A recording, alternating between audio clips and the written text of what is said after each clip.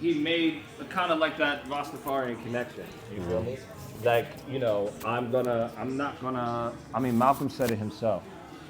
These people are trying to take everything from you, whether it be good, whether it be bad, what have you. Turn everything that they can against you, and then take whatever is left that they like, whether that be your culture, your music, your hair. It doesn't matter. I mean, we had Rachel Dolezal working in the NAACP. Yeah. And that's a whole white woman. Yeah. So, but he said what they can't take from you. They can't take away your Africanness. They can't take away the way your hair grows, the texture of your hair.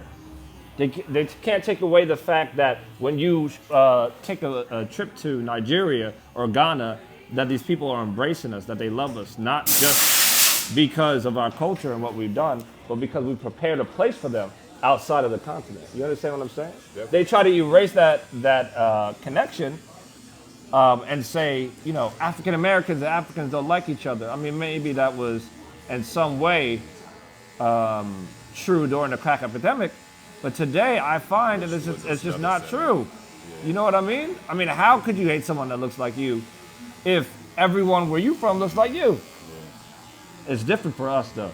We know not what we don't know. So why am I going to chase these, why am I going to keep cutting my hair down to a Caesar when none of these white people do the same thing because they think their hair is a default? And this is what he's telling me. Yeah. And he's telling me they wanted to kill me. And it took my people coming together to make sure I was executed on the block and made an example of. Yeah. So we make an example of them. We show them what happens when we push our people together. We show them that even killing our leaders, you just raise up new ones. You martyr them. It's foolish. And so watching the crimes they commit across the world and prison and bury our leaders, it was enough for me to say, you know what? I feel like the last thing or the smallest thing or the thing with the least value I could do is grow my hair. But even more than that, I plan on getting involved in a community, not just here. I want to do some community work. I'm in touch with the Black Lives Matter organizations in Chicago as well. Okay. And some of them in St. Louis as well, where some of the highest murder rates in the country are, because they love to point that at us and say, well, how come you people are so violent? And how come you people don't have jobs? And how come you people don't take care of your kids? It's preposterous. You feel me? Yeah. And so, especially because in my opinion, the most dangerous and the most, historically speaking, most violent creature on this earth is the American white man. And so, not to say that white people and white brothers and sisters can't be my brothers too, but to have that thrust upon us, while at the same time they taking credit for all of the conquering and we discovered this and we discovered that. You know what they mean to say? We killed everybody who lived here. We won. We won. We won the war. We killed everybody who lived here, men, women, and children. We on purpose, we purposefully infected them with diseases. As soon as we found out that we didn't have to waste bullets on them, that they would die without us touching them, we would let them get sick. Things that we had grown accustomed to in Europe and in Africa. But guess what? They couldn't do that to us. And so here we stand. I mean, shit. Next week, a black woman might be in office. Again. Shit, I mean, the most revered president in modern times is a black man. And as soon as they left that placemat, where did they come? Back to us. Who did they come to get their votes from? Back to us. Who did they come to get their culture from? Back to us. Speaking of culture, what do you think about her? Look down just a little bit for me. No problem. There you go. Speaking of culture, so we had a question that me and my man was asking, Yes, and sir. it's kind of to the same. Do you think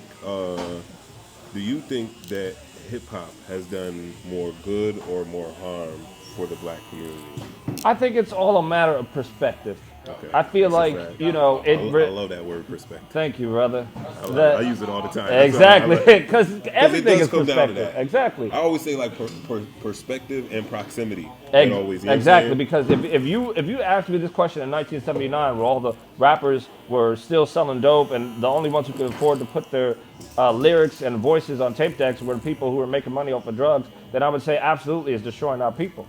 But if you were to ask me this during in 1993, when Nas got on the mic and said, "Listen, our people need to stand together," when KRS-One in 1991 was talking about our people need to come up in the world and stop killing each other, then I'd have a different perspective. And so, Okay. in my opinion, what it did for us globally is respect, and that's important. Okay. Because after they killed our leaders, they lost touch of the people like the Malcolm X's, the Dr. Kings of the world, or what have you, Okay. and lost respect for our people. And still today, racism abroad exists, but they are in love with who they are. I mean, I'm just watching these videos of these Japanese kids in Tokyo. I thought about moving to Tokyo. These Japanese kids in Tokyo can have dreadlocks, Yeah. you know, wearing do-rags, all Yeah. these things. There's nothing to help you. Yeah. And so for me, I don't really care about cultural appropriation as long as you're not making money off of it. Yeah. For me, if you're not making money off of it, it's appreciation. That's for me. Granted, I understand my brothers and sisters who don't want to see Japanese kids and white kids wearing fucking faux locks and and box braids. I get Yo, it. they getting perms. Exactly, to get bro. froze, brother. But then they tell you you're ugly. They tell your women that they're ugly, that they're unkept, uncouth, uncivilized. That's a fact. And so you'll never get a day from me where no matter what, I mean, I don't care. I've had black women with fingers in my face, and you won't get me to disrespect the black woman, the mother of humanity. But when it comes to the culture and hip-hop culture itself, I think it depends on perspective. You know, it depends on what your outlook is and what you're looking for. Unfortunately, they paint our people as a monolith, as if we listen to the same song and get the same, get the same conclusion from it. I could listen to Young Thug and get, wow, this man has come up through blah, blah, blah, and he still made it. Look at him. And I could, if I was somebody else with a different mindset, regardless of my skin color, I could say that this man wants me to be a dope boy. I should do what he said and do. You understand what I'm saying? It's all a matter of perspective. I don't think the problem is hip-hop culture. I think the problem is our culture as a whole doesn't have any leaders to decipher, to give us discernment, because they murdered them. Okay. Because they threatened to murder them or disenfranchise them. Look at what they did to Black Lives Matter. Black Lives Matter came out of the begrudging culture of being murdered without consequence. Whether it be the Trayvon Martins, whether it be the, Mike Fergusons or what have you of the world. Yeah. I haven't forgotten. I haven't forgotten their name. No, we should. You feel me? And we shouldn't. And so this is where it comes from. And now they want to, they use the media, their favorite mouth, their whistle, to change what these organizations stand for. I refuse it.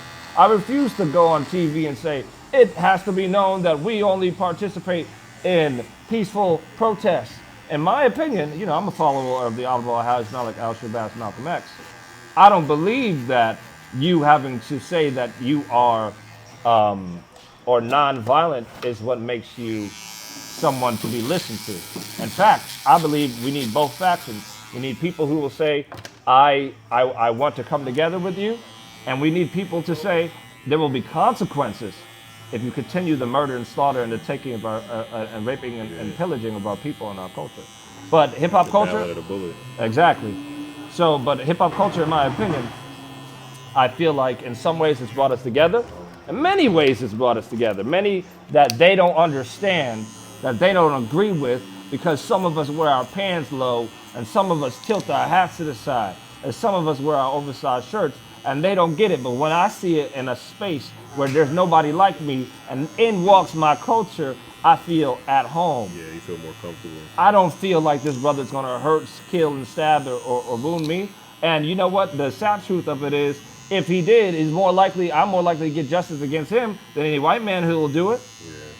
So, in my opinion, I don't mean to raise my voice. I apologize for that, but it's enough to get you passionate. animated. You know what I mean, brother? It's enough to get you. It's Me enough to and my get you boy, when excited. we always be talking about this stuff, we always get excited as well. You know what I'm saying, boss? But it's like to the extent of where you're passionate about something when you run into somebody else that might spark the interest of what you've been wanting to talk about. Because a lot of times you just go around just having dumb conversations. You know what Exactly. And let me ask you this question. Yeah.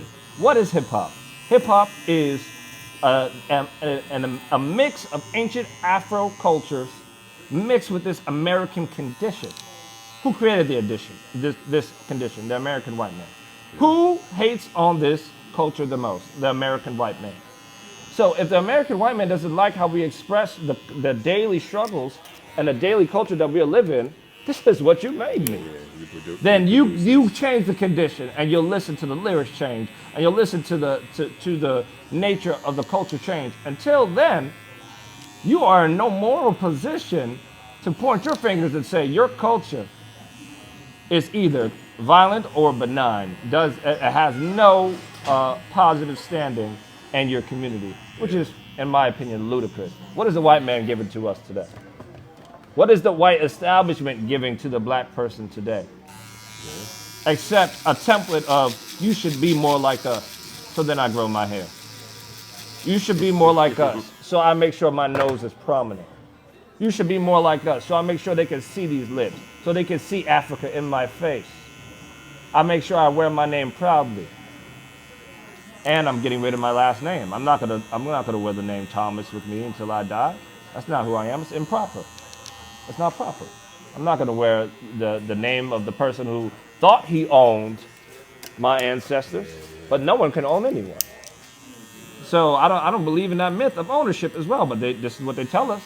And this is how our people, everything is how you speak about it as well. How you speak about it is how you'll think about it. No, definitely. You understand what I'm saying? I was going to say, that's the other shit me and my boy was talking about, like etymology and stuff like that. Exactly. I don't let my little siblings talk about, oh, you mean when white people used to own us? They never owned us. We're the original man. There would be no them without us. They never owned us. Were we once slaves in America and throughout the Americas? That's true. But what man can own another man? Nobody. What? So, in my opinion, hip-hop culture, in some ways, yeah, it's perpetuated what we already know about our culture and what we hate about our culture. But we have to express it. Okay. What does the white man want us to do? Do what he does, hold it in until he blows up and murders another community? I think not. So we express our culture. They're lucky that we express our culture the way we do and not the one that is just, which is, if you don't allow me to be safe, then you're not allowed to be safe. That's how revolutions happen. That's what happens to almost every marginalized community throughout history. Name it, I know it.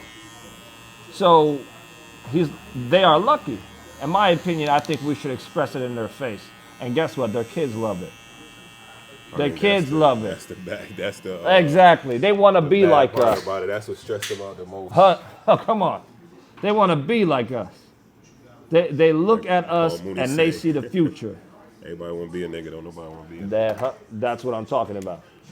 So, I feel like, but also, in my opinion, it's contributed more good than bad, because when you see what we are in the negative sense, you want to deal with it. You can't ignore it. Yeah. You understand? And many of these people making it in hip-hop do give back to the communities, whether it be quietly. But also, our communities are far less violent than they used to be. Why? Is it because of hip-hop? I would say so. Why are the murder rates down in our community within the last 30, 40 years? Why are the drug rates in our community down 30, 40 years? I'll tell you why. Because black people are doing the same thing they did during slavery. They're freeing themselves. Yeah. And we're using our culture to do it. So, in my opinion, I think that our culture, no matter what it is the right way. And, unless it's not destroying our people, which, in my opinion, if it is, then it isn't our culture. It wasn't taught to us. You understand what I'm saying? So what about like African people didn't teach themselves to perm their hair, to beat their children to within an inch of their life. That's slavery. That's what happened during slavery. We didn't do those things before we came here. So, in my opinion, if it's destructive, the white man needs to look in the mirror. This white society, this establishment needs to look in the mirror and say, this is what you made us. So what about like the negative parts of hip-hop, that some that come out of it? In my opinion, the negative aspects of hip-hop, I think, are complacency within our community. A sense of, well, you know what? I got my homie, and he loves rap, and he's white, but who cares if he says nigga, because hip-hop's for everybody. And though I understand the tiredness of having to hold on to upholding your culture when now that you're on the internet, you can see that globally there's racism against black people. And before it just felt like America, but now you can see it everywhere. How people almost in every country have this disdain towards black people because of white colonization throughout the world. Everywhere you go that it hasn't been colonized, they worship us. So, or almost everywhere you go that has been colonized, they worship us. So that, in my opinion, the worst aspects are complacency. And also, in my opinion, we have rappers who are on microphones who are bragging about being serial killers, essentially, towards only their people. Yeah. Towards only the killing of and dismantling of black and brown bodies. And that, I have exactly, the ops. But how can your brother who looks like you ever be your opposition? Your brother isn't making sure you don't eat. Your brother isn't taking your chances of an education away from you. Your brother isn't making sure that you are competing against each other, where this white family down the street is working in conjunction with each other.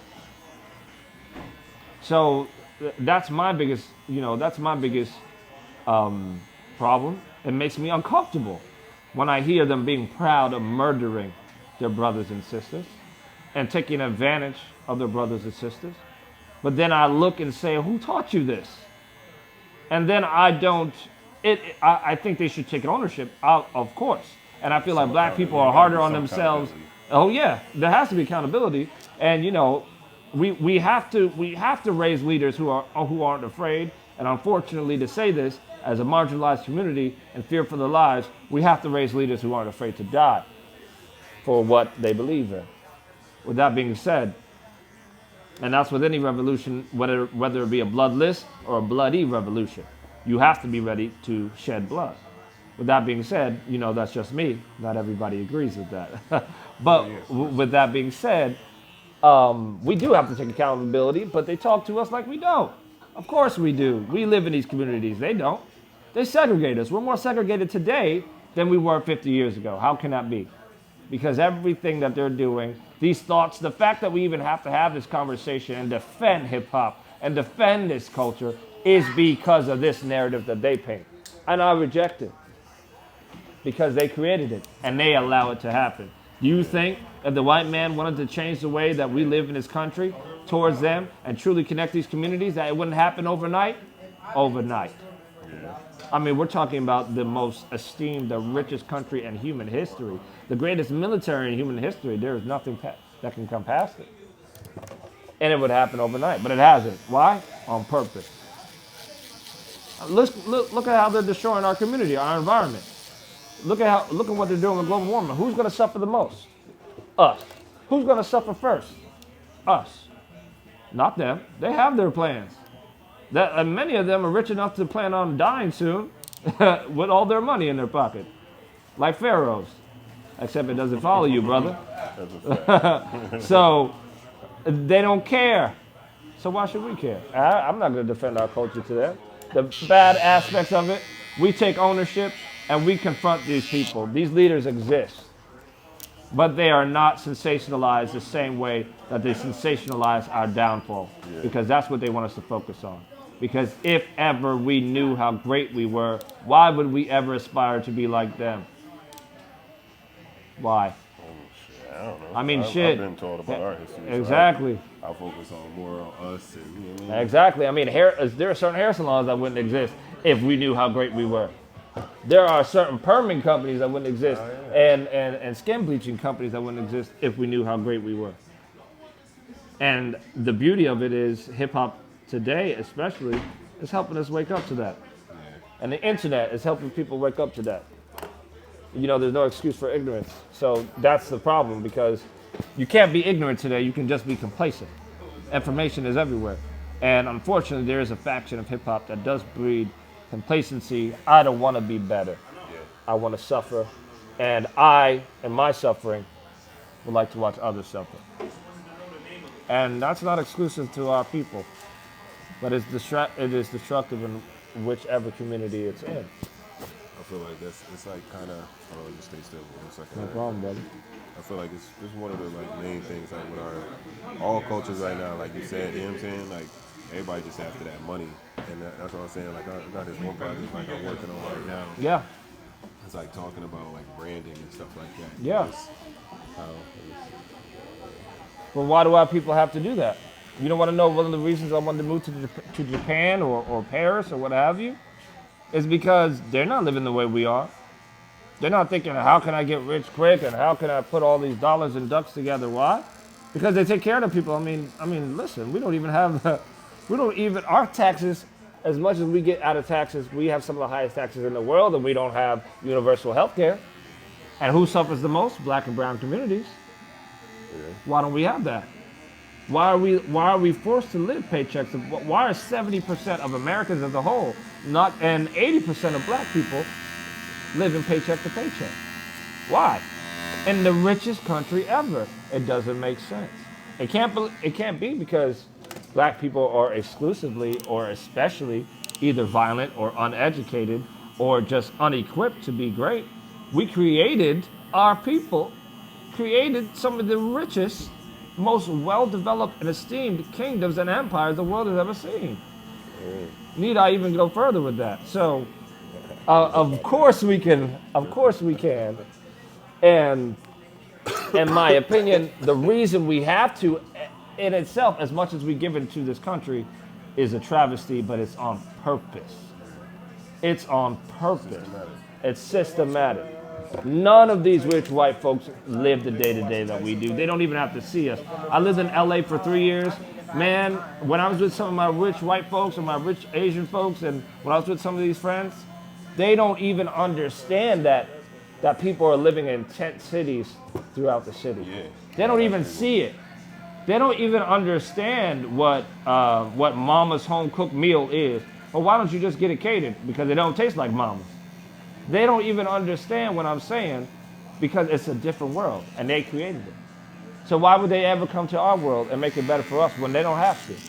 And we ain't giving them a reason to because they murdered all of our leaders and for now have made our leaders within Black Lives Matter or whatever group is in existence today afraid to disappoint them, to disapprove this white society that is standing on our neck and would murder us all if it had its chance to silence us. I mean, look at what we are propping up in Palestine. You think they wouldn't do it here?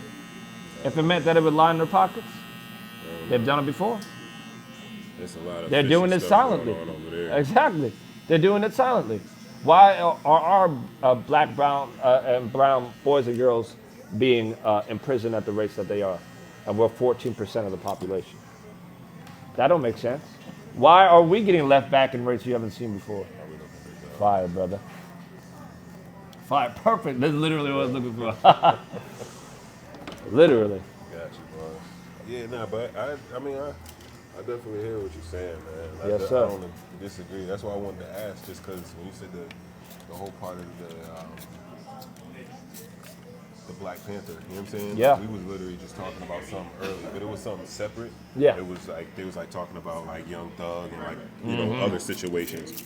But that, everything that you said goes entwined with what we're saying. You know what I'm saying? Like, and that's a white lash, a man. Way bigger picture. You know what I'm saying? That's a white lash. They make an example of that, brother. Yeah.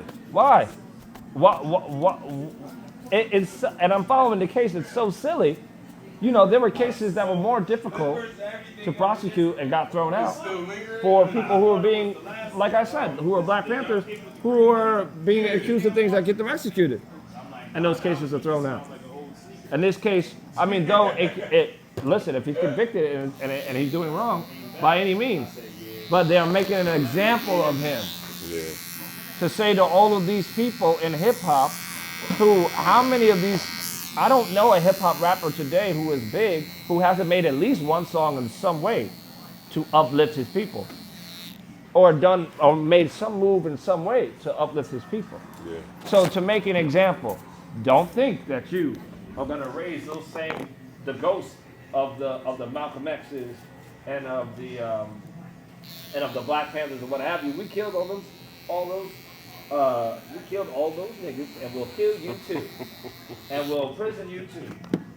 I don't care how poppin' you are, you can get it too.